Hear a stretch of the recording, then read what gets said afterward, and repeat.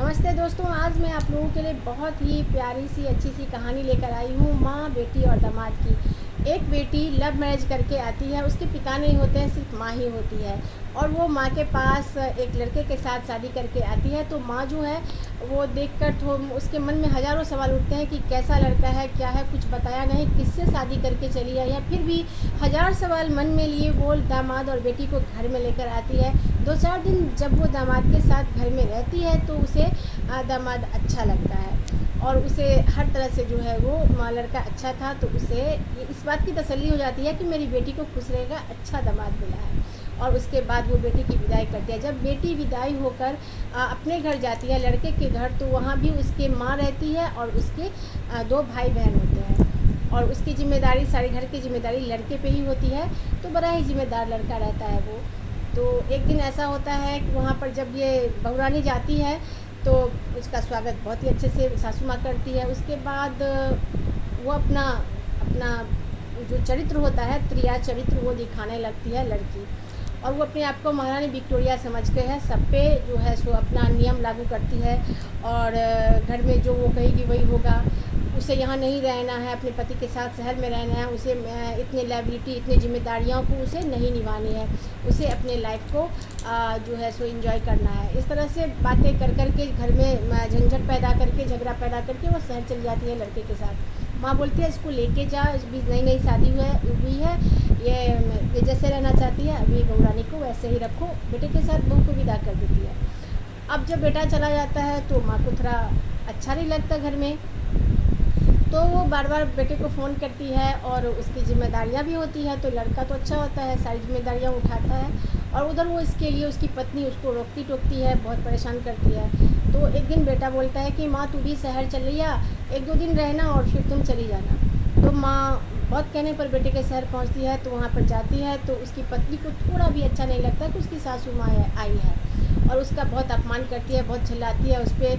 उनको वो दवा मांग ले, पानी मांग ले तो उसे बहुत परेशानी हो जाए। सिर्फ 1 दिन बाद ही सासू माँ जो है वहाँ से वापस आ जाती है, बेटे को कुछ बोले ही बिना। तो बेटा फ़ोन करता है तो माँ कुछ बताती नहीं। तो फिर बेटा घर जाके पूछता है कि माँ ऐसा क्या हुआ कि तुम चली आई। जब बहुत बार बेटे ने पूछा तो माँ ने बता दिया सारी बातें। तो ये सब सारी बातें जो बताई तो बेटा सोचने लगा कि मैंने कहीं गलत लड़की से शादी तो नहीं कर ली, ये तो मेरे परिवार को तोड़ के रख देगी, बिखेर कर रख देगी। अब इसे कैसे रास्ते पे लाया जाए, ये सोचते सोचते उसने सासू माँ को फ़ोन लगाया और सासू माँ से कहा कि मम्मी जी आपकी बेटी ने ऐसे ऐसे करती है, बहुत परेशान हूँ मैं उसके ऐसे व्यवहार से।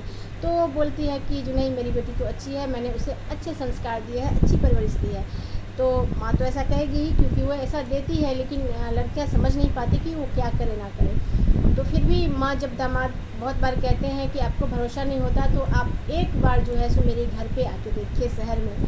तो बहुत कहने पर सासू माँ मान जाती है और दामाद उन्हें लेने जाता है, लेकर आता है।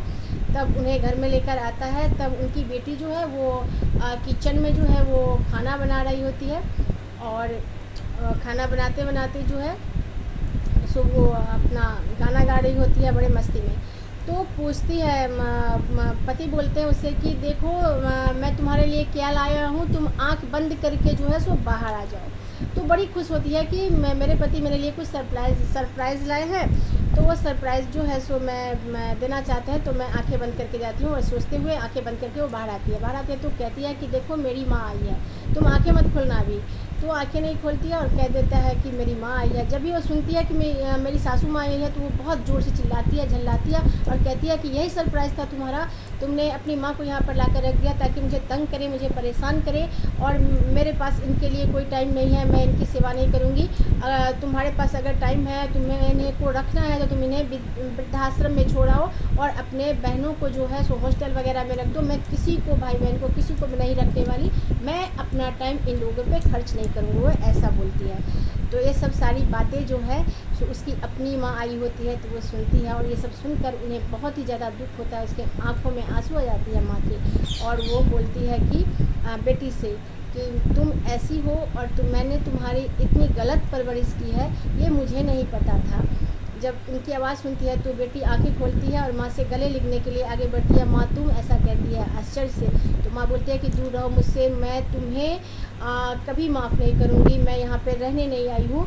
मैं बहुत कहने के मुझे दामाद जी कह रहे थे पर मैं नहीं मान रही थी, लेकिन तुम तो बहुत ही नीच और घटिया हरकत करती हो अपने परिवार के साथ। मुझे यकीन नहीं हो रहा है कि तुम मेरी बेटी हो। बहुत उसको डांट लगाया, बहुत ज़्यादा डांट लगाया जब उनको, तब उसके बाद उसने माफ़ी मांगी, सॉरी की और उसको समझ आया।